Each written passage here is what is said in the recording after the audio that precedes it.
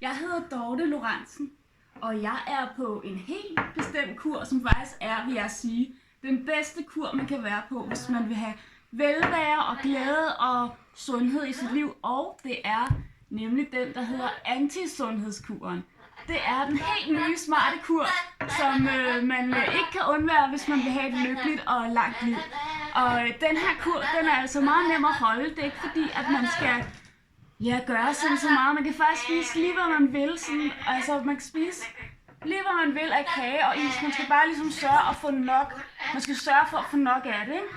Så man skal ligesom have, man kan sådan tage sådan lidt en guideline omkring, man skal i hvert fald have mindst 3 stykker kage om dagen, og man kan for eksempel eventuelt vælge at gøre det efter hver måltid, så lige sige, jeg skal lige have en kage, ikke? Så er man faktisk mere på kuren her.